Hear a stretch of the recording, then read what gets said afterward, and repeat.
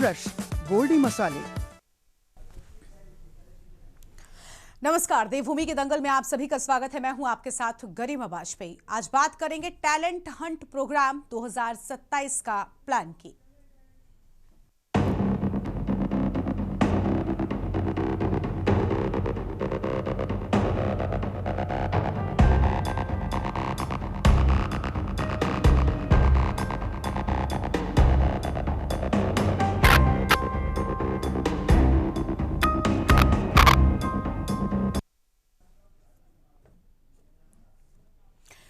कार्यक्रम में आगे बढ़ेंगे उससे पहले सीधा आपको नोएडा लेकर चलते हैं, जहां पर मेदांता सुपर स्पेशलिटी हॉस्पिटल के उद्घाटन कार्यक्रम में मुख्यमंत्री पहुंचे हुए हैं। क्या कुछ कह रहे हैं, सुन लेते हैं। आप आइए और बड़े पैमाने पर लोग आज प्रदेश के अंदर आ रहे हैं। उत्तर प्रदेश में हम लोग लगभग 10 करोड़ लोगों को आज के दिन पर स्वास्थ्य की सुविधा आयुष्मान भारत में या मुख्यमंत्री जन आरोग्य योजना के अंतर्गत उन्हें इस सुविधाओं के साथ जोड़ने का काम कर रहे हैं। प्रदेश के अंदर अन्य तमाम प्रकार की सुविधा के साथ ही आज की आवश्यकता क्या है, मुझे याद है आज से लगभग 7 वर्ष पहले या 6 वर्ष पहले मेरे पास डॉक्टर प्रवीण चंद्रा जी के साथ इनके एक मित्र यूएस से आए थे। मैंने परिचय तो उन्होंने कहा मैं तो उत्तर प्रदेश से ही पढ़ा हूं। तो मैंने कहा उत्तर प्रदेश का? उन्होंने कहा मैं आईआईटी कानपुर से हूं। तो मैंने कहा इसमें क्या करते हैं? उन्होंने कहा मैं यूएस में कार्डियोलॉजिस्ट हूं। मैंने कहा आईआईटी कानपुर के प्रोडक्ट हैं, वहां कार्डियोलॉजिस्ट हैं? उन्होंने कहा हाँ, वहां मेरी रुचि थी। डॉक्टर प्रवीण चंद्रा को मैं देखता था कि ये कार्डियोलॉजिस्ट हैं, तो मैं भी क्यों नहीं कार्डियोलॉजिस्ट बन सकता हूं। और मैं वहां पर कार्य कर रहा हूं। मैंने वहां डिग्री ली। डिग्री लेने के बाद मैंने इस दिशा में काम करना प्रारंभ किया। आज उत्तर प्रदेश सरकार आईआईटी कानपुर के साथ में एक सेंटर ऑफ एक्सीलेंस, मेडटेक का एक सेंटर वहां पे डेवलप कर रही है। और सेंटर ऑफ एक्सीलेंस का काम इस क्षेत्र में टेक्नोलॉजी का उपयोग करते हुए कैसे हम और भी अच्छी सर्विस एक आम नागरिक को उपलब्ध करवा सकते हैं। और मैंने देखा कि अभी एआई का बेहतर उपयोग करके कैसे हम कैथ लैब को अपना और बेहतर बना सकते हैं। एक बात, एक जगह पर लोगों को इस सुविधा एक छत के नीचे प्राप्त हो जाए, इससे बड़ी कोई दूसरी बात नहीं हो सकती। और यह टेक्नोलॉजी का बेहतर उपयोग करने की दिशा में एक प्रयास प्रारंभ हुआ है। और मुझे प्रसन्नता है क्योंकि मुझे मेदांता गुड़गांव में बहुत बार जाने का अवसर प्राप्त हुआ। डॉक्टर पर विश्वास कितना बड़ा होता है किसी पेशेंट का। और मैं बहुत बार इस बात को देखता था कि एक उम्र के बाद, मेरे गुरुजी की उम्र लगभग 90 वर्ष थी, 94 वर्ष की उम्र की थी। वे कभी अस्वस्थ होते थे तो मैं उनको बोलता था कि हॉस्पिटल चलना, वो कहते नहीं भी हॉस्पिटल नहीं जाऊंगा। तो मैं मेदांता में डॉक्टर प्रवीण चंद्रा को फोन करके कहता था डॉक्टर साहब आप वहां से फोन करिए और एक बार उनको बुलवा लीजिए। जब इनका फोन जाता था तो वो तुरंत तैयार हो जाते थे कि भाई चलो। वहां जाते थे, हॉस्पिटल में जब तक एडमिट हैं, डॉक्टर जब तक राउंड नहीं लिया तब तक तो वहां रहते थे। लेकिन जैसे ही एक बार डॉक्टर्स की टीम ने, डॉक्टर नरेश त्रेहन और उनकी टीम आई और अंत में डॉक्टर प्रवीण चंद्रा ने आकर के उनको बोल दिया आप एकदम स्वस्थ हैं, तो अपनी छड़ी उठाते थे, मुझे कहते चलो चला जाए। अब कहां जाना है, अभी आपका स्वास्थ्य ठीक नहीं। कहा नहीं, डॉक्टर ने बोल दिया मैं ठीक हो गया हूं। यानी बोलने पर दवा प्रारंभ नहीं हुई, लेकिन डॉक्टर ने कह दिया ठीक है, तो अब मैं बिल्कुल स्वस्थ हूं। आप सोचिए 96 की उम्र में उन्होंने अपना शरीर, उनका शरीर शांत हुआ था, लेकिन तब तक वह अपनी छड़ी से ही चलते थे और कहते थे कि भाई अब डॉक्टर ने बोल दिया अब कहां बीमारी रह गई है। यानी यह दिखाता है कि व्यक्ति अस्वस्थ होता है तब जब उस मन से अस्वस्थ होता है, लेकिन जब एक चिकित्सक उसे बोलता है जिस पर उसका विश्वास है कि आप स्वस्थ हैं, तो उस उम्र में भी वह अपने आप को तुरंत बेड से खड़े होते थे, छड़ी पकड़ करके कहते थे चलो। मुझे बड़ी मेहनत करनी पड़ती थी और मैं प्रयास करता था कि बाकी डॉक्टर राउंड ले लें, लेकिन डॉक्टर प्रवीण चंद्रा बाद में आए, जब उन्हें यहां से डिस्चार्ज करना हो तो उस समय वे यहां पर आए, उससे पहले चुपचाप एक बार देख करके और वो करें, क्योंकि वे आते थे तो ये बोलते थे कि आप तो स्वस्थ हो गए, तो इसी में उनको ये लगता था कि अब तो मुझे कोई बीमारी है ही नहीं, तो फिर मैं यहां रह के क्या करूंगा। ये विश्वास पेशेंट का बहुत बड़ा विश्वास होता है। हमें देखना होगा कैसे हम टेक्नोलॉजी का उपयोग करके और भी दूर दराज के क्षेत्रों में, जैसे कोविड। आप सुन रहे थे मुख्यमंत्री योगी आदित्यनाथ को, जिनकी ओर से हम बातें कही गई हैं। वापस से अपने कार्यक्रम का रुख कर लेते हैं, बात करेंगे टैलेंट हंट प्रोग्राम 2027 के प्लान की। उत्तराखंड कांग्रेस पार्टी इन दिनों काफी एक्टिव दिख रही है। कांग्रेस ने अभी 2 हफ्ते पहले ही नया प्रदेश अध्यक्ष बनाने के साथ ही उत्तराखंड में 12 जिला अध्यक्षों और 15 शहर अध्यक्षों की सूची जारी की थी। अब पार्टी प्रतिभावान, मुखर और विशेषज्ञ प्रवक्ता और पैनलिस्ट की खोज में है। इसके लिए बाकायदा टैलेंट हंट प्रोग्राम चलाया जा रहा है। उत्तराखंड प्रदेश कांग्रेस कमेटी ने 25 नवंबर से राष्ट्रीय प्रतिभा खोज अभियान की शुरुआत कर दी। कांग्रेस पार्टी के राष्ट्रीय प्रवक्ता और नेशनल टैलेंट हंट प्रोग्राम के प्रदेश प्रभारी आलोक शर्मा, प्रदेश अध्यक्ष गणेश गोदियाल, पूर्व सीएम हरीश रावत व पूर्व कैबिनेट मंत्री हरक सिंह रावत की मौजूदगी में टैलेंट हंट प्रोग्राम का पोस्टर जारी करते हुए अभियान का विधिवत शुभारंभ किया गया। कांग्रेस द्वारा हाल ही में किए गए बड़े संगठनात्मक बदलावों के बाद यह माना जा रहा है कि पार्टी इस समय बेहद सक्रिय और आक्रामक मोड में है। नए जिला अध्यक्षों और शहर अध्यक्षों की नियुक्ति के बाद पार्टी का पूरा फोकस 2027 की विधानसभा चुनाव और 2019 लोकसभा चुनाव की रणनीति पर है। वहीं भाजपा भी 2027 के चुनाव को लेकर साथ ही परफॉर्मेंस के आधार पर चेहरों को तलाशने का काम तेजी के साथ कर रही है। कांग्रेस की खुली चुनौती 2027 के लिए चैलेंज भी है। देखना अब यह है कि लंबे समय से हार का स्वाद चख रही कांग्रेस टैलेंट हंट प्रोग्राम के जरिए चुनाव में भी क्या अपना टैलेंट दिखाने में कामयाब रहेगी, या फिर फुल कॉन्फिडेंस में दिख रही भाजपा विपक्षी दलों के टैलेंट को हराने में। चर्चा आज इस मुद्दे पर करेंगे। खास मेहमान हमारे साथ में, इससे पहले ये रिपोर्ट देखें। कांग्रेस राष्ट्रीय प्रवक्ता और राष्ट्रीय प्रभारी आलोक शर्मा ने बताया कि उम्मीदवारों की कांग्रेस पार्टी की विचारधारा और नीतियों की समझ, समसामयिक विषयों पर पकड़ के साथ साथ अभिव्यक्ति क्षमता का मूल्यांकन किया जाएगा। कांग्रेस की विचारधारा के प्रति सोच, तत्काल रिएक्शन देने में सक्षम, राजनीतिक सजगता और इतिहास की जानकारी चयन दंड होंगे। उम्मीदवार को भाषा पर भी अच्छा नियंत्रण होने के साथ ही बेहतर संवाद कौशल का ज्ञान होना भी जरूरी है। देखिए, माननीय राहुल गांधी जी, खड़गे जी के नेतृत्व में उत्तराखंड पूरे राज्य भर से जिला स्तर, राज्य स्तर और राष्ट्रीय स्तर के लिए मीडिया डिपार्टमेंट प्रतिभा की खोज में लगा हुआ है। और उसी क्रम में आज हमने प्रदेश अध्यक्ष महोदय के नेतृत्व में यहाँ पर प्रेस वार्ता की, जिसमें तमाम सीनियर लीडर्स हमारे बीच में उपस्थित हैं। कांग्रेस का एक कार्यक्रम भले ही जनता के बीच में अपनी आवाज़ को पहुंचाना, अपने विषयों को पहुंचाने को लेकर हो, लेकिन कुछ सवाल भी खड़े होते हैं कि क्या इस देश की सबसे बड़ी पार्टी अपने कार्यकर्ताओं को पहचान नहीं पा रही है? क्या उसे अपने कार्यकर्ताओं के बीच के जो टैलेंटेड लोग हैं, जो प्रवक्ता हैं, बेहतर तरीके से बात रख सकते हैं, क्या उनकी पहचान नहीं है? तो जो प्रदेश में लगभग पिछले 9 वर्ष से पार्टी का क्या चेहरा बने हुए हैं, मीडिया में बयान दे रहे हैं, वो कौन लोग हैं? कांग्रेस के टैलेंट हंट कार्यक्रम की तिथियां 25 दिसंबर से आवेदन भरने की तिथि शुरू। ऑनलाइन आवेदन भरने की अंतिम तिथि 2 दिसंबर है। 3 से 7 दिसंबर तक आवेदन पत्रों की स्क्रीनिंग होगी। 9 से 17 दिसंबर तक क्षेत्रीय स्तर पर साक्षात्कार आयोजित किए जाएंगे। 19 से 20 दिसंबर को उत्तराखंड प्रदेश कांग्रेस मुख्यालय में इंटरव्यू और ग्रुप डिस्कशन होंगे।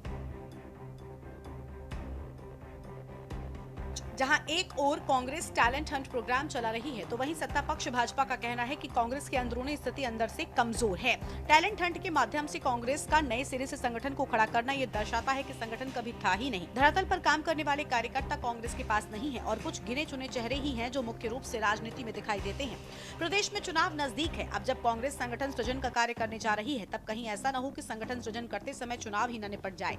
वहीं अन्य विपक्षी दलों की माने तो आने वाले चुनावों को लेकर कांग्रेस को टैलेंट हंट के साथ साथ सत्ता पक्ष की नाकामियों को भी जनता के सम्मुख लाने का कार्य करना चाहिए। देखिए, सही बात तो यह है कि कांग्रेस एक सुपरफिशियल ढंग से काम कर रही है। कुछ चेहरे हैं जो पहले से सक्रिय हैं, पुराने हैं, तो वो ऊपर ऊपर राजनीति में कहीं दिखाई पड़ते हैं, लेकिन जब हम नीचे की ओर जाते हैं तो वहाँ कांग्रेस कहीं दिखाई नहीं पड़ती है, धरातल पर नहीं है। तो जैसे उन्होंने संगठन सृजन की बात की, मैं उस शब्द से मुझे बड़ा आश्चर्य हुआ कि संगठन का सृजन करना मतलब कोई नई चीज खड़ी करना, इसका मतलब संगठन था ही नहीं। तो वो नए सिरे से संगठन खड़ा करने की बात कर रहे हैं। तो संभवतः उसी की कड़ी में ये आगे को बढ़ रहे होंगे, लेकिन वो संगठन सृजन तब कर रहे हैं जब चुनाव सर पर खड़ा है। जब तक वो संगठन को सृजित करेंगे तब तक चुनाव निकल के भाजपा की झोली में जा चुका होगा। बहुत अच्छा है, 2027 का चुनाव आ गया है और 2027 के चुनाव के लिए सभी दल तैयारियों में है। लेकिन कांग्रेस जिस प्रकार से अपना टैलेंट हंट की तरफ से ये चुनाव की तैयारी कर रही है, मैं नहीं समझता कि वो उनके लिए काफी होगा, बल्कि उनको सबसे ज्यादा जो वर्तमान सत्ताधारी सरकार के जो नाकामियां हैं उनको धरातल पे लाना चाहिए, उनको जनता के बीच में लाना चाहिए। अब तक प्रदेश में हो रहे राजनीतिक बदलाव को देखा जाए तो सभी पार्टियां 2027 विधानसभा के चुनाव को जीतने के लिए अपनी ताकत झोंक रही हैं। राजनीतिक विश्लेषकों का मानना है कि कांग्रेस लंबे समय से एक मजबूत मीडिया रणनीति की कमी महसूस कर रही थी। भाजपा के आक्रामक प्रचार के मुकाबले कांग्रेस की आवाज कई बार कमजोर पड़ जाती थी। उत्तराखंड जैसे छोटे लेकिन राजनीतिक रूप से महत्वपूर्ण राज्य में प्रवक्ताओं की भूमिका और भी अहम है। आने वाले सालों में कांग्रेस के सामने बड़ा चुनौतीपूर्ण राजनीतिक परिदृश्य होगा, जिसके लिए पार्टी पहले से तैयारी कर रही है। पार्टी के भीतर ये कार्यक्रम नए नेताओं के उदय को भी प्रोत्साहित करेगा। Uttarakhand desk report.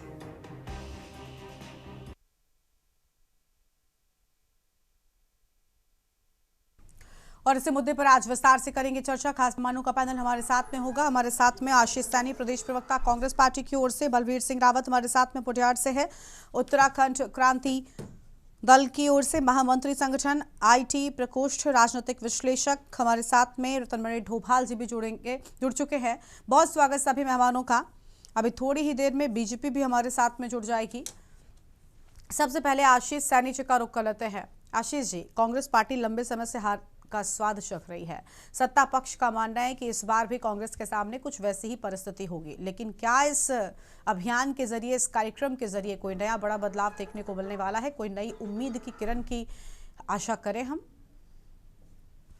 देखिए, जो आपने अपने वक्तव्य में कहा और जो सवाल के रूप में आपने कहा भी है कि निश्चित रूप से नई उम्मीद की आशा केवल आपके द्वारा नहीं, जो कांग्रेस में बहुत सारे लोग किसी भी राजनीतिक दल में ऐसे काम करते हैं जो शायद किसी बड़े नेता के टच में नहीं रहते। तो कांग्रेस पार्टी ने बड़े खुले मन से और खुले मंच से ये लोगों को, जो कार्यकर्ता है, उनको इनवाइट किया है कि यदि वो अच्छे ओरेटर है, अच्छे वक्ता है और किसी भी विषय पर मजबूत पकड़ रखते हैं और अपना समय कांग्रेस पार्टी के लिए दे सकते हैं, और तो उनको ओपन फोरम पे आमंत्रित किया है।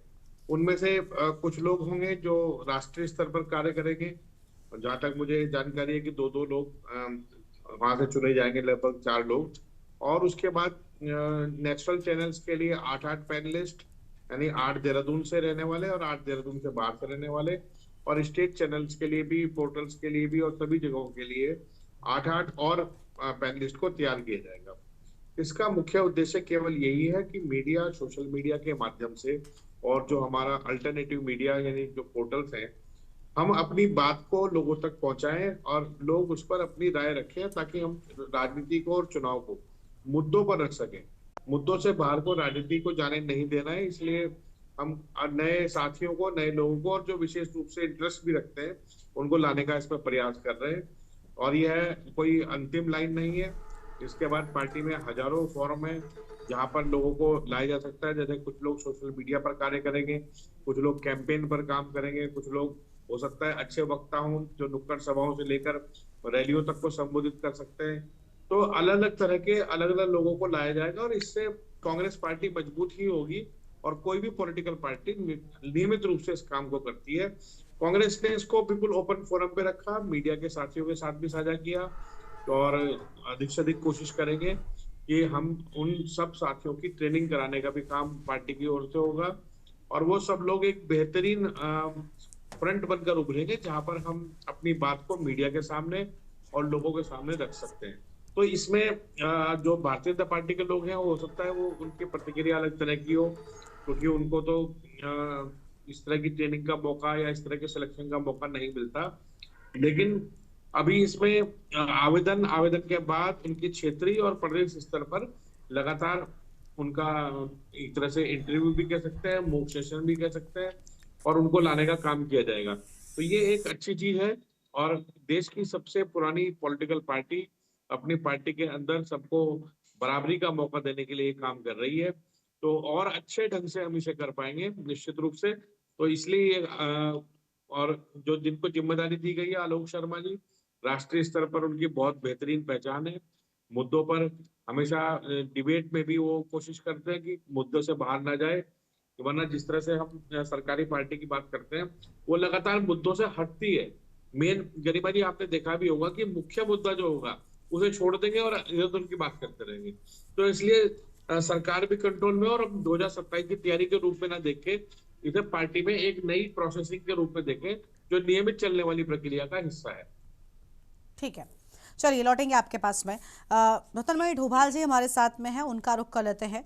डोभाल जी बहुत स्वागत है आपका। अभी एक बात निकल कर सामने आ रही है, आशीष जी ने भी ऑन कैमरा इस बात को एक्सेप्ट किया कि नए लोग आएंगे तो और नई मजबूती मिलेगी, लेकिन जो सत्ता पक्ष है वो ये कह रहा है कि कांग्रेस तो कभी थी नहीं, क्या पुराने लोगों में कोई वो नहीं बचा, नए लोगों से कांग्रेस दोबारा से जीवित होगी? ये अपने आप में एक सवाल है। और क्या वाकई कांग्रेस, चलिए हम मान भी लेते हैं कि नए लोगों को शामिल करके कुछ नया करने का प्रयास है, क्या उसमें कामयाब हो पाएगी? क्योंकि हर बार एक नए सिरे से रीलॉन्चिंग की कह लीजिए या एक नए सिरे से शुरुआत की कोशिश होती है, लेकिन अब तक पिछले कुछ सालों में वो कोशिश असफल होती हुई दिख रही है। तो आने वाले वक्त में क्या वाकई टैलेंट हंट मॉडल जो है वो कारगर होगा?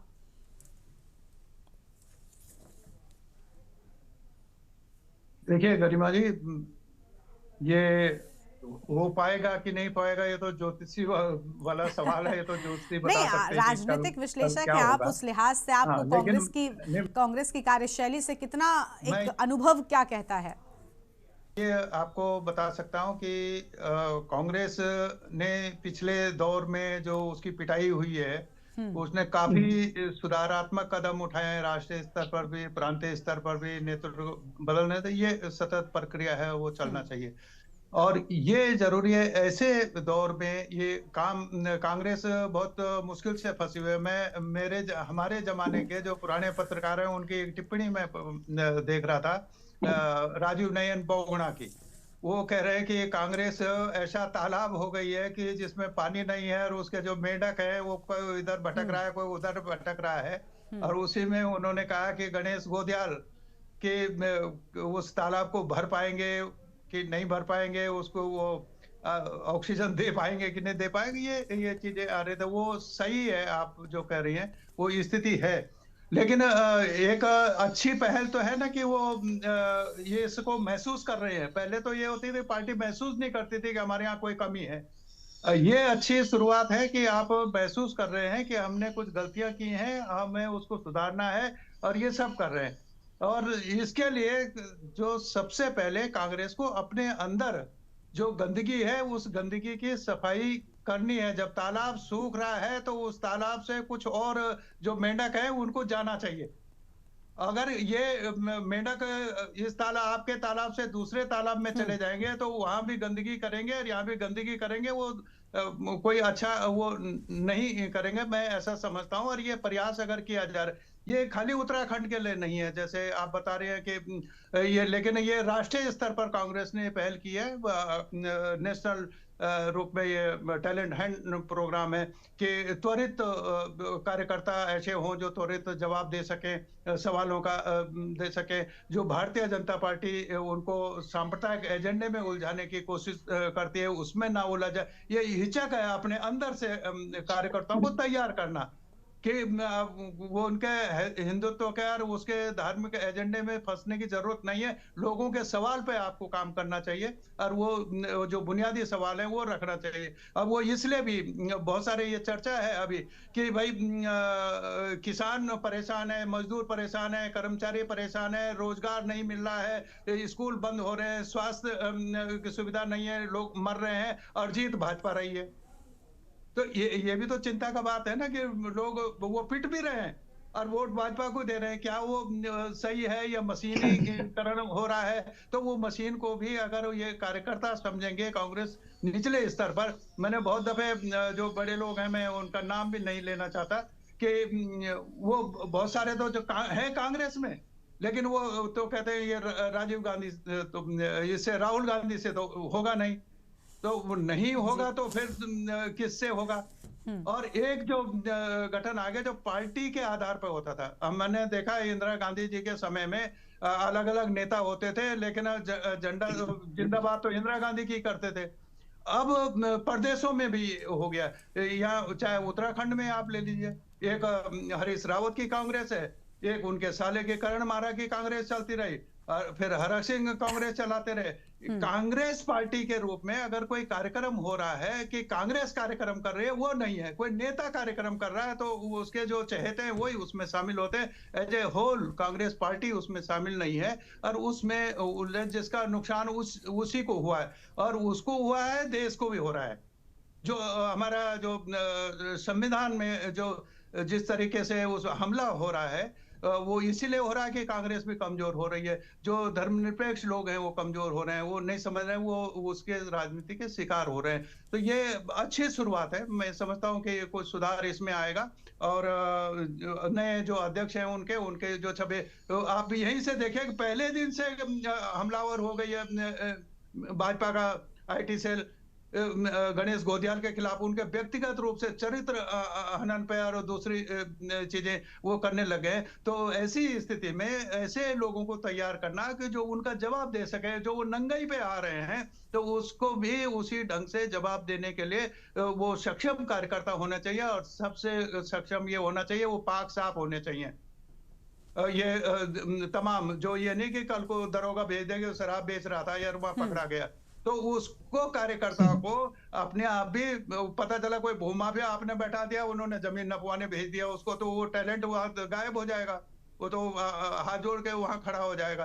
तो ये सुधार की जरूरत है। मैं समझता हूँ उस पर कांग्रेस को ध्यान देने की जरूरत थी, और वो कुछ कर रही है। अब आगे दिखाई देगा कि कितना कर पाती है। चलिए ठीक है, लौटते हैं आपके पास में, और मेहमान भी हमारे साथ में हैं। हमारे साथ में खुद बीजेपी की प्रवक्ता भी जुड़ चुकी हैं, बलवीर जी भी हमारे साथ में लगातार बने हुए यूकेडी की ओर से। बलवीर जी आपके पास आएंगे, लेकिन पहले बीजेपी के प्रवक्ता को जानते हैं। बीजेपी की प्रवक्ता प्रभा बंदूनी जी हैं, बहुत स्वागत मैम आपका। प्रभा जी, अभी कांग्रेस के इस टैलेंट हंट प्रोग्राम को लेकर हम चर्चा कर रहे हैं। विपक्ष के इस प्रोग्राम को लेकर सत्ता पक्ष का कहना है कि कांग्रेस पहले से यानी थी ही नहीं, अब नए लोगों की खोज शुरू कर रही है। एक सवाल मेरा सत्ता पक्ष से ये भी है कि कई बार अगर आप आकलन करने बैठे तो कांग्रेस पार्टी के आधे से ज्यादा नेता तो भारतीय जनता पार्टी में शामिल हो चुके हैं, XYZ किसी भी कारण से। तो ऐसा लगता है कि बीजेपी कांग्रेस को शामिल करके ये और बड़ी बन गई। मतलब वही सारे लोग हैं, सिर्फ दल बदला है, और बहुत सारे इसमें आप मतलब सहमत भी आपको होना पड़ेगा कि ये बिल्कुल ठीक बात है। तो बीजेपी आधे से ज्यादा तो कांग्रेस हो गई है, अब नए लोग कांग्रेस में अगर आ रहे हैं तो क्या फिर ये कहना कि बीजेपी मतलब कांग्रेस थी नहीं, ये कितना सही है? क्योंकि कांग्रेस थी, कांग्रेस के कितने सारे लोगों ने खुद बीजेपी ज्वाइन की है। गरिमा जी देखिए, मैं इसमें ये कहना चाहूंगी कि अगर कांग्रेस टैलेंट हंट ये जो प्रोग्राम लिए लॉन्च कर रही है, तो देखिए इससे हमें ये लगता है कि आज इनको कितनी दिक्कत हो रही है कार्यकर्ताओं को अपनी कांग्रेस पार्टी ज्वाइन करवाने के लिए। क्योंकि कोई भी कार्यकर्ता, अगर आज हम भारतीय जनता पार्टी की बात करें तो वहां पे विलिंगली मैं कहूंगी जो हमारे युवा हैं, हमारे नई महिलाएं हैं हमारे पास, वो सब खुद आ रही हैं कि हमें बीजेपी ज्वाइन करनी है। लेकिन आज कांग्रेस को ये ऐसे ऐसे कार्यक्रम ऑर्गेनाइज करने पड़ रहे हैं, जैसे डांस इंडिया डांस हो गया, कॉमेडी नाइट्स हो गए।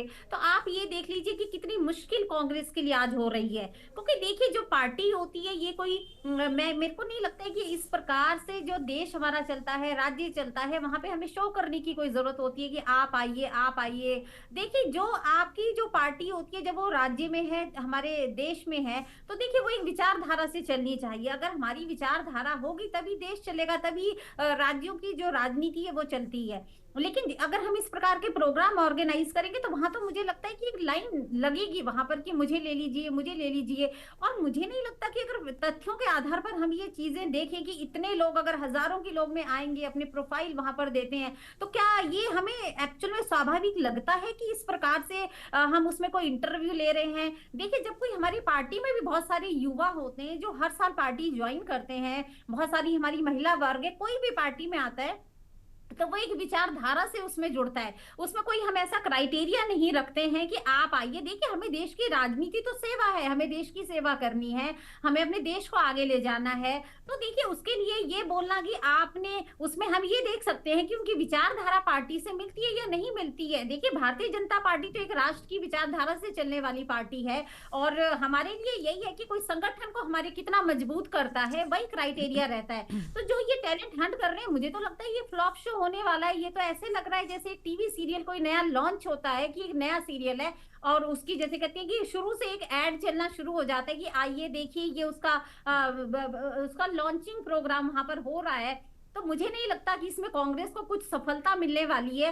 हाँ, कुछ दिनों के लिए इससे इनको, जो मैं ये कहूंगी कि अपना एक हंसी का पात्र ये बनवा रही है इतनी बड़ी पार्टी अपने आप को, कि कोई कार्यकर्ता वहां पे जा ही नहीं रहा है, इनसे जुड़ ही नहीं रहा है, और इनको इस प्रकार के एंटरटेनमेंट प्रोग्राम लॉन्च करने पड़ रहे हैं। क्योंकि मैंने आपको बताया है कि भारतीय जनता पार्टी तो विचारधारा की पार्टी है। जो भी हमारे पार्टी की विचारधारा से जुड़ता है, हम उसका पार्टी में हमेशा स्वागत करते हैं। और देखिए, आए दिन हमारे यहाँ चाहे युवा हो, महिला हो, सभी लोग जुड़ रहे हैं पार्टी से। और जिस प्रकार से 27 के चुनाव भी हैं, अगर हम उसके परिप्रेक्ष्य में भी बात करें, तो देखिए, हमने राज्य में विकास किया है और हम इन्हीं विकास के मुद्दों के साथ दोबारा चुनावी मैदान में जाएंगे। और मुझे लगता है कि जो जनता का आशीर्वाद है वो हमें मिलेगा।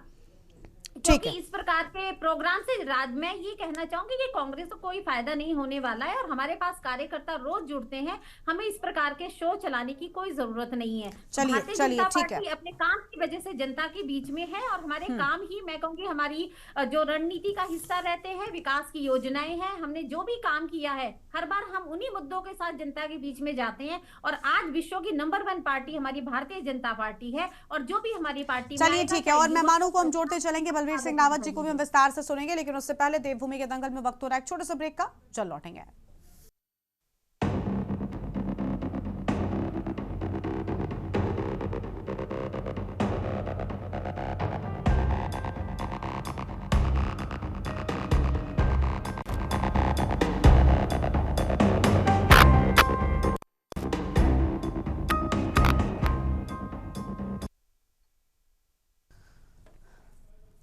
ब्रेक के बाद देवभूमि के दंगल में आप सभी का स्वागत है। खास मेहमान हमारे साथ में लगातार चर्चा में बने हुए हैं, चर्चा कर रहे हैं कांग्रेस पार्टी के टैलेंट हंट प्रोग्राम को लेकर। बलवीर सिंह रावत जी का रुख कर लेते हैं। बहुत स्वागत सर आपका, यूकेडी की ओर से हमारे साथ में जुड़े हुए हैं। सर, कांग्रेस पार्टी के इस नए टैलेंट हंट प्रोग्राम को लेकर क्या कहना चाहेंगे? क्या वाकई कारगर साबित होगा ये विपक्षी दल के लिए?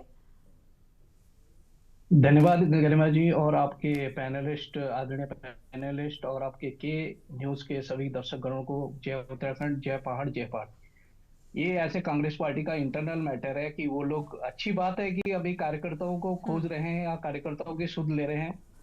और किसी भी राजनीतिक पार्टी है, चाहे वो बीजेपी है, चाहे कांग्रेस है, अगर वो छोटे कार्यकर्ता को ढूंढ रही है, छोटे कार्यकर्ता को खोज रही है, तो ये एक स्वस्थ लोकतंत्र में एक अच्छी परंपरा है। हमने न्यूज में देखा था कि कुछ राष्ट्रीय दलों के राष्ट्रीय नेता पहले कुत्ते को बिस्कुट खिलाते हैं, फिर वो कार्यकर्ता को खिलाते हैं। अगर ऐसी पार्टियां आगे आ रही है तो अच्छी बात है। दूसरी बात, अगर मैं कहूं कि उत्तराखंड क्रांति दल का नजरिया यहाँ पे क्या है, परसेप्शन क्या है, कि हमारा कोई चमक दमक नहीं है, हम किसी राष्ट्रीय पार्टी के लिए नहीं लिखते हैं, या हमें किसी अकाउंटेबिलिटी नहीं है, हम किसी गुजरात में बैठी हुई लॉबी के लिए या दिल्ली में बैठी हुई लॉबी के लिए। पहाड़ और कोई भी राजनीतिक पार्टी अपनी विचारधारा के साथ में सशक्त रूप से जब अपनी आवाज उठाती है जनता के बीच में, तो जनता अपने आप उसके साथ में आती है। हमारे साथ में आज कोई भी जो है स्थानीय कार्यकर्ता नहीं जुड़ा है या कोई पदाधिकारी नहीं है, लेकिन जनता बोलती है हाँ मैं उत्तराखंड क्रांति दल हूं। हर एक नौजवान आज पहाड़ का बोलता है हाँ मैं उत्तराखंड क्रांति दल हूं। क्यों है वो उत्तराखंड क्रांति दल? क्योंकि राष्ट्रीय पार्टियों ने 15 साल बीजेपी ने और 10 साल कांग्रेस ने जिस तरह से उत्तराखंड को लूटा है, आज उत्तराखंड में है क्या? केवल नेता लोग हैं, नेताओं के चमचे हैं और ठेकेदार है। इसके अलावा तीसरा आदमी आपको नहीं मिलेगा वहां पे पूरे उत्तराखंड में। सफेद पोस्ट बिल्डिंगें बना दी गई है। आज उत्तराखंड में अरबों रुपए पटवारी चौकियां बनाई गई है, आज पटवारी है नहीं। आप यकीन मानिए गरिमा जी, आज आधे किलोमीटर पे एक पटवारी चौकी बनी हुई है और उसकी एस्टिमेट कॉस्ट जो है 22 से 25 लाख रुपए है। आपने ये जनता का पैसा कहां उड़ाया है? आज हॉस्पिटलों के लिए जो है पूरे उत्तराखंड में ऑपरेशन स्वास्थ्य चल रहा है। लोग बोल रहे हैं भैया हमें स्वास्थ्य के नाम पे एक डॉक्टर दे दो, डॉक्टर ही नहीं है, और आपने बिल्डिंगें बना दी। हर 5 किलोमीटर पे करोड़ों रुपए की लागत से जो है बिल्डिंगें बनी हुई है। अरे भैया आप करोड़ों रुपए की बिल्डिंगें मत बनाओ आज 5 किलोमीटर पे, 10 किलोमीटर पे। अगर आदमी वहां उत्तराखंड से दिल्ली इलाज के लिए आ रहा है तो वो 50 किलोमीटर में जा सकता है, लेकिन कम से कम नहीं, आप विषय से भटक गए हैं, फैसिलिटी विषय दीजिए कुछ ना। और है। ठीक है आशीष, सर, आशीष, गरिमा जी, हाँ विषय हाँ गरिमा जी, आशीष, आप आशीष, चले गए। ठीक है आशीष जी, उनको सुनते हैं बस।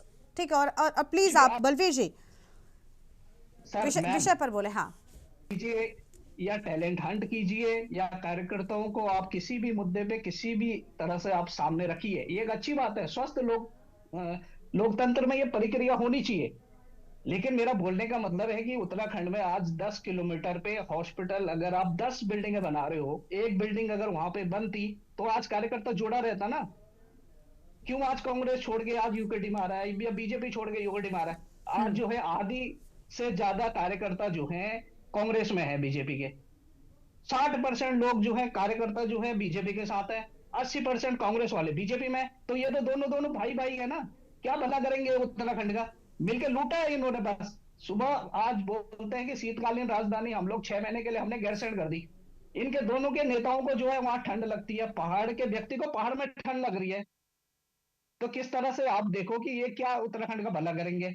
और बात करते हैं कि हम कार्यकर्ताओं के लिए टैलेंट हंट करेंगे। सही बोला अभी आपके पैनलिस्ट में कि जोकरिंग करेंगे या कॉमेडी शो करेंगे या क्या करेंगे, ना जाने क्या करेंगे, हमें नहीं मतलब है उससे क्या करेंगे ये लोग। लेकिन पहाड़ के लिए क्या करेंगे? या पहाड़ पे आपने 10 साल राज किया, आपने क्या किया पहाड़ पे? आज पानी के लिए तरस रहा है, शिक्षा के लिए तरस रहा है। आज जो है सड़कों की हालत ये हो गई है कि 4-4 फीट की झाड़ियां उगी हुई है, पहाड़ में जाने वाला कोई नहीं है। 1800 भूतिया गांव घोषित किए गए हैं, 36,000 जो है प्राइमरी स्कूल बंद कर दिए गए हैं। आप बात बताओ ना, पहाड़ की बात हो रही है, उत्तराखंड की बात हो रही है कि न्यूज के जो सारे दर्शक है यही जानना चाहते हैं कि बीजेपी कांग्रेस ने किया क्या है।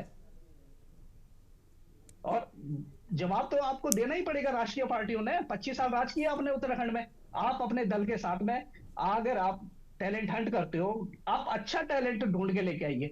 लेकिन ऊपर बैठे हुए राहुल गांधी जी या मोदी जी या अमित शाह उनको समझेंगे नहीं। उनको बोलेंगे यस कौन बनेगा अध्यक्ष, हाथ उठाओ। हाँ जी हम हाथ उठा दिया। जिसने ना बोला उसको चल भाई साइड हो जा, चल पार्टी में से। तो ये तो क्या है कि एक मजाक है कार्यकर्ताओं के साथ में। राष्ट्रीय दलों ने हमेशा मजाक किया है, हमेशा ठगा है, चाहे वो बूथ प्रभारी है। अभी बीजेपी के बूथ प्रभारी का एक ऑडियो वायरल हो रहा है जिसके अंदर वो स्थानीय विधायक को और सांसद को लाइन पे लेके पूछ रहे हैं कि विधायक जी हमने आपको पूरे गांव की वोट दिलाई है, लेकिन आज जो है मेरे गांव में एक 500 मीटर की रास्ता नहीं बना है। तो ये एक रास्ते के लिए बूथ प्रभारी को सांसद को बोलना पड़ रहा है। सांसद जी कह रहे हैं कि ठीक है आप लेटर दीजिए। तो ये हालत है उत्तराखंड के। मैम चलिए ठीक है, लौटते हैं आपके पास में। देखो जवाब तो आपको देना ही पड़ेगा। ठीक है, जवाब दोनों से ही मांगा जा रहा है। लेकिन बलबीर जी एक सवाल ये भी है कि देखिए हमेशा ही आप यूकेडी की ओर से हैं, यूकेडी ने सबके साथ में रहकर काम किया, लेकिन अभी तक यूकेडी पर जनता ने भरोसा क्यों नहीं दिखाया? आप क्षेत्रीय पार्टी होने का दम भरते हैं, लेकिन क्या वाकई जनता आपके साथ नजर आती है? इस पर भी तो विचार करना चाहिए। जवाबदेही इन दोनों दलों की है, इस बात में कोई गलत बात नहीं है। सामने से पहाड़ी समाज बोल रहे हैं कि आप आओ हम आपको चंदा देंगे। हमारे पास चंदे के लिए जो है लाइन लगी हुई है, आप आइए सर। आपकी पार्टी के ही कुछ प्रवक्ता बैठते हैं डिबेट में और उनका ये कहना होता है कि हमारी पार्टी के पास उतने रिसोर्सेज नहीं है जितने बीजेपी या फिर कांग्रेस पार्टी के पास में, इसलिए हम पीछे रह जाते हैं। तो मुझे लगता है अगर वाकई ऐसा है तो राजनीतिक दल तो चंदे पर चलते हैं, आप भी उस राह पर आगे बढ़िए। प्रदेश हित में अगर कुछ कदम बढ़ाएंगे तो अच्छी बात होगी। खैर लौटेंगे, वो आपका निजी मामला है। प्रवक्ता आशीष जी कुछ कहना चाह रहे हैं, बताइए सर। देखिए अभी बलबीर जी ने कुछ बातें रखी। पहली बात तो वो बातें करते करते पता नहीं कहाँ चले गए, तो इसलिए तो चलिए ठीक है चर्चा पे आते हैं। हाँ बिल्कुल नहीं, आप आलोचना सुन लिया कीजिए, अच्छी बात होती है। प्रवक्ता बनाने के लिए कांग्रेस पार्टी ने सभी कार्यकर्ताओं को एक नए सिस्टमेटिक वे में इनवाइट किया।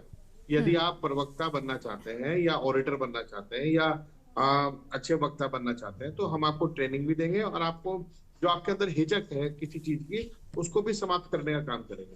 तो इसमें आलोचना का तो कोई सवाल ही नहीं है। ये तो अच्छी बात है, बढ़िया बात है। आपके चैनल पर बोल रहा हूँ, हो सकता है मेरे बोलने में कोई कमी हो, लेकिन मेरा कोई साथी मुझसे अच्छा बोल सकता होगा, तो उसको क्यों नहीं मौका मिलना चाहिए, या फिर मुझे और अच्छा मौका क्यों नहीं मिलना चाहिए। तो ये सारी चीजें एक पार्टी के अंदर होनी चाहिए, विशेष रूप से यदि वो लोकतांत्रिक पार्टी है।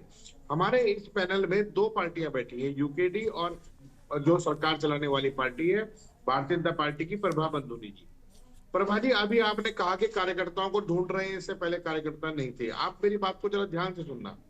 कांग्रेस पार्टी से छोड़कर निकले हुए लोग हैं, आपने दमादम उन्हें प्रवक्ता बना दिया। मुझे बताइए कौन सा पैरामीटर आपने ढूंढा, कौन सी विचारधारा आपने ढूंढी?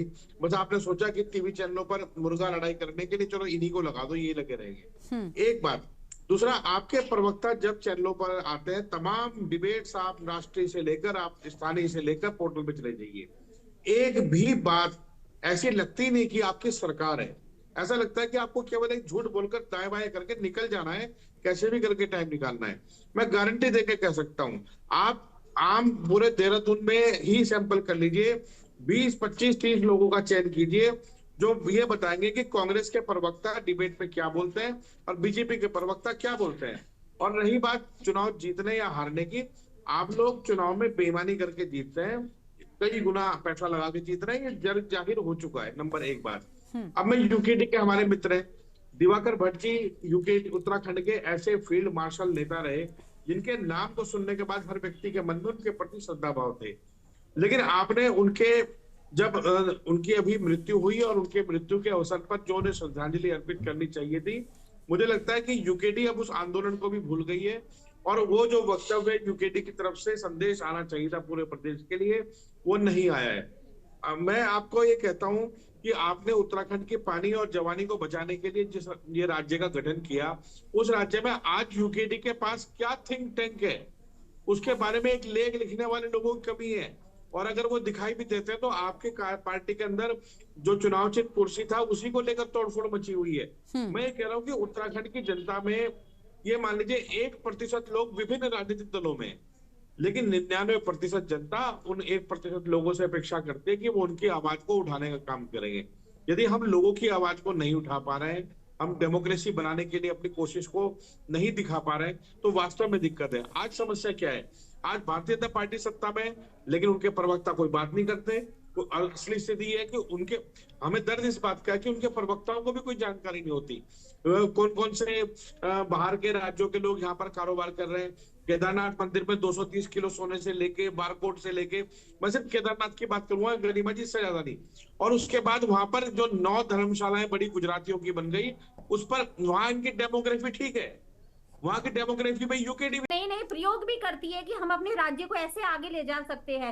आज हमने कई निर्णयों में इतिहास रचा है, हमने इसको देवभूमि से खेल भूमि बनाया है, हमने यहाँ पर हमारे बड़े बड़े सम्मेलन हुए, G20 का हुआ है, हमने इतने काम किए हैं यहाँ पर। तो आप देखिए क्या जनता ये सब देख नहीं रही है? जनता हर चीज देख रही है और जनता इसी पर हमें वोट करने वाली है। खेल भूमि बता रहे हैं आप। मैं एक चीज मैं और बताना चाहूंगी, नहीं गरिमा जी, चलिए एक एक करके बोलिए प्लीज। तुम्हारी मैं उनको भी ये कहना चाहूंगी, ऐसा तो नहीं है कि आज तक राज्य में यूकेडी को मौका ना मिला हो, उनके भी विधायक आए, लेकिन जब उनको सत्ता दी गई तो कभी वो भाजपा में चले गए, कि जो भी सरकार बनी वो उसके चले गए। तो आज जो राज्य की जनता है उनका विश्वास हट गया है। और विधायकों ने क्या करा? अगर वो विधायक किसी सत्ताधारी पार्टी में गए तो उनको पैसे लेके भी अपनी यूकेडी को मजबूत करना, उन्होंने क्या करा? क्यों चले गए वो भाजपा में? जनता है, कौन सा विधायक यूकेडी का बीजेपी कांग्रेस में गया? विश्वास नहीं रहा। कौन सा विधायक यूकेडी का बीजेपी कांग्रेस में गया?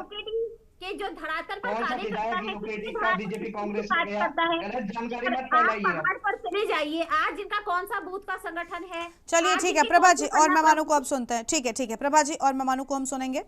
हमारे साथ में बलवीर जी लगातार बने। बलवीर जी क्या कहना चाहेंगे?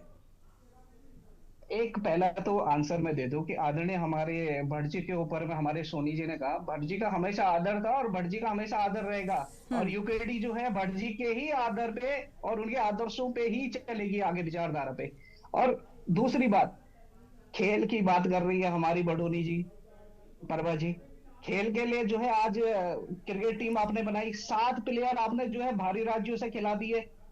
क्या उत्तराखंड में आज हर गांव में क्रिकेट खेला जाता है? कौन सा खिलाड़ी, कौन सी चयन प्रक्रिया आपने अपनाई है? वॉलीबॉल के खिलाड़ी 4 दिन से वहां भूखे प्यासे मैदान के बाहर लटके थे, आपने अगले दिन कह दिया कि नहीं सिलेक्शन ही नहीं होगा, सिलेक्शन ही नहीं होगा। मैम आप बता रहे हो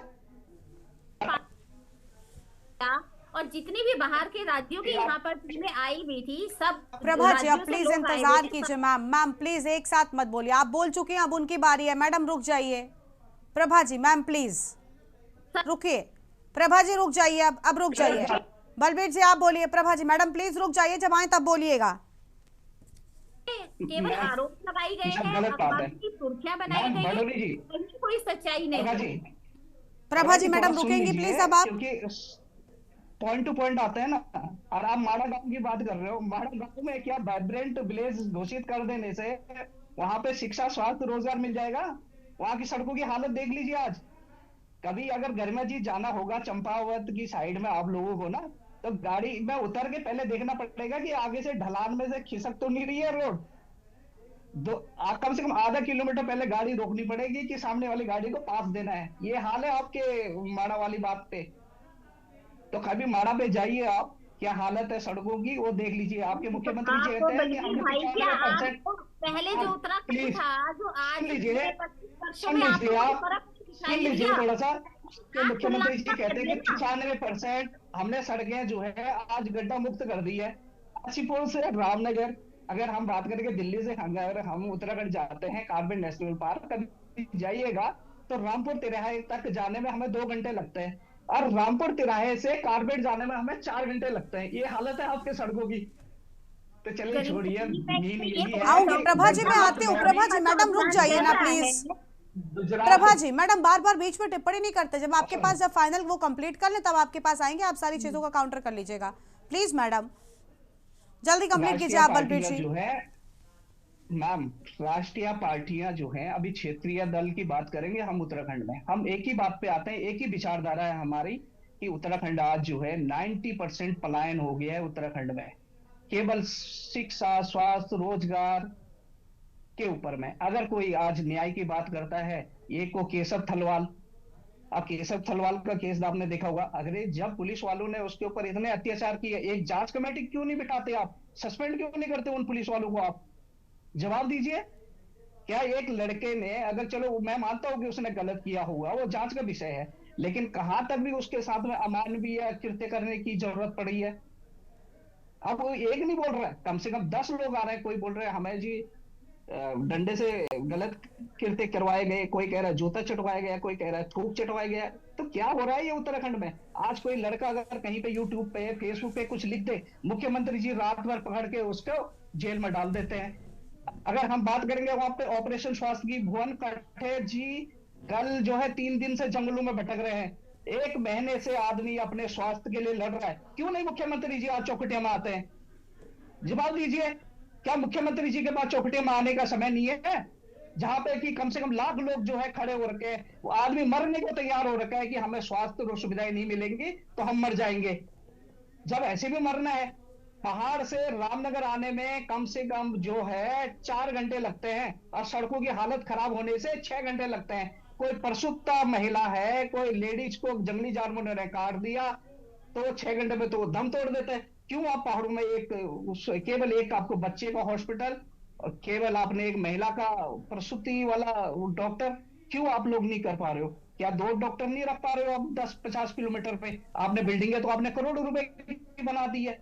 तो जवाब तो मैडम आपको 2027 में कांग्रेस और बीजेपी को दोनों को देना पड़ेगा। चाहे आप टैलेंट हंट करो, चाहे कॉमेडी शो करो, चाहे आप जो है जॉगिंग शो करो, हम उससे कोई मतलब नहीं है। बस हमारा तो अच्छी बात है, स्वस्थ लोकतंत्र में ये प्रक्रिया होनी चाहिए कि बस मैं चाहता हूँ मोदी जी भी क्या वो भूत प्रभारी की बात को मानेंगे, या जो मुख्यमंत्री बना रखा है उसकी बात को मानते हैं मोदी जी, या राहुल गांधी जी आज आशीष सोनी जी की बात को मानेंगे, या अपने सामने बिठा के चाय पिलाएंगे? अगर ये बात अगर मानते हैं ठीक है, चलिए चलिए लौटते हैं आपके पास में, लौटेंगे आपके पास में। प्रभा जी आप कुछ कह रही थी, जल्दी से कंप्लीट कीजिए।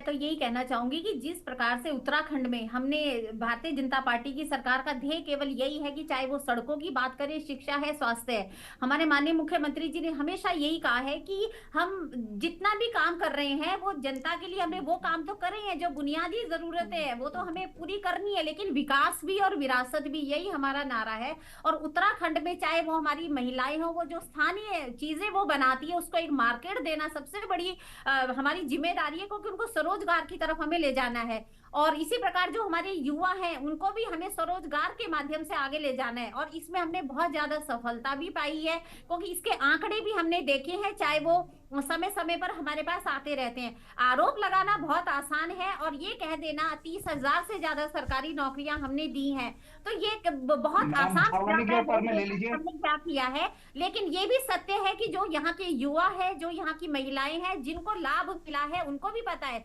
और विकास तो मैं कहूंगी एक सतत प्रक्रिया है। ये कहना कि आज ही हम सत्ता में आएंगे और हम रातों रात पूरे राज्य को नौकरियां दे देंगे, सबको सरकारी बेरोजगारी से हटा देंगे, मुझे लगता है ये जुमलेबाजी है। और ऐसी जुमलेबाजी से सबको बचना चाहिए, क्योंकि जब हकीकत सामने आती है तो वो जनता उसका ज्यादा अच्छा विश्लेषण करती है, और जनता सब देख रही है कि भारतीय जनता पार्टी की सरकार ने उनको कितना फायदा दिया है, कितना काम उनके लिए कर रही है, कौन कौन सी ऐसी योजनाएं हैं जो धरातल पर आ चुकी हैं और वो अपना काम कर रहे हैं। तो मुझे लगता है जो उत्तराखंड की महिला है, युवा है, वो सबके सब भारतीय जनता पार्टी को अपना सपोर्ट दे रहे हैं, और भविष्य में भी हम उन्हीं के लिए काम करेंगे। ठीक है, चलिए आशीष जी कुछ कह रहे हैं, जल्दी से उनको सुन लेते हैं। आशीष जी ठीक है, प्रभा जी हो गया, प्रभा जी ठीक है, अब आशीष जी को सुनते हैं। मैडम आशीष जी। लंबी बात गरिमाजी नहीं कहूंगा, सिर्फ 10 सेकंड की बात है। प्रवक्ताओं की इन्होंने कहा ना कि ट्रेनिंग और उनके सिलेक्शन की जरूरत क्यों है। अभी आपने यूकेडी और बीजेपी दोनों प्रवक्ताओं को देखा, डोभाल जी से गवाह है कि जिस विषय पर ये डिबेट थी उसके अलावा ये सारी राम कहानी बोलते रहे लेकिन उस पर बात नहीं की। तो यही तो है, कांग्रेस के लोग तो मुद्दे पर लाएंगे ना, हमें कहेंगे कि आपने जो कांग्रेस के लोगों को अपने यहाँ सीधे प्रवक्ताओं की भर्ती कर दी, अपने बीजेपी के कार्यकर्ताओं का गला घोट दिया, तो इस पर जवाब देना था आपको, लेकिन आप तो शायद नहीं दे रही हैं। और अभी आपके जो कुर्सी है ये भी ज्यादा स्थायी नहीं है। अगर कांग्रेस से नाराज होकर एक आदमी और चला गया तो मुझे लग रहा है आप भी हट जाएंगे यहाँ से। चलिए ठीक है, अब दम नहीं है, निजी टिप्पणी मत कीजिए सर। आशीष जी, निजी टिप्पणी मुझे लगता है करने से बचना चाहिए। ऐसा नहीं है कि आप भी कांग्रेस पार्टी में बैठे अभी एक बात बोलने की आप हिमाकत करके दिखाइए, वो सभी दलों का हाल है। शुभकामनाएं रखता हूँ, मैं चाहूंगा कि हमेशा मुझे मिलती रहे। सैनी जी इसका नाम रख लीजिए comedy nights with Rahul Gandhi, तो और ज्यादा आपका पॉपुलर ये शो हो जाएगा। मुझे ऐसा लगता है कॉमेडी आपके साथ ना हो जाए, मुझे चिंता। चलिए ठीक है लौटेंगे। देखिए मैं ये भी कहूंगी प्रभा जी, निजी टिप्पणी का अगर मैंने बोला है ना कि तो वो सिर्फ एक किसी व्यक्ति विशेष पर ही नहीं, किसी भी चीज पर निजी टिप्पणी ठीक नहीं है। चलिए डोभाल जी कुछ कहना चाह रहे हैं, मुझे लगता है जल्दी से एक आखिरी रिएक्शन, उसके बाद क्लोजिंग। हाँ, अब ये अपने भाई यूकेडी के जो सवाल रख रहे थे, मतलब यूकेडी में लोगों की बहुत बड़ी आस्था है, भरोसा रहा है, लेकिन वो भरोसा तो यूकेडी ने ही खोया है लोगों का, आज भी है। हमने मानते कि नहीं है, आज भी है, लेकिन उसने एक पार्टी का रूप खो दिया है कि राजनीतिक पार्टी के रूप में लोग नहीं देख रहे, उस संगठन के रूप में देख रहे। एक आंदोलनकारी संगठन था उत्तराखंड क्रांति दल, जिसने हमको राज्य दिला दिया, और वो गलती उत्तराखंड के नेताओं से ही हुई जिन्होंने उत्तराखंड राज्य आंदोलन को बीजेपी और कांग्रेस को सौंप दिया।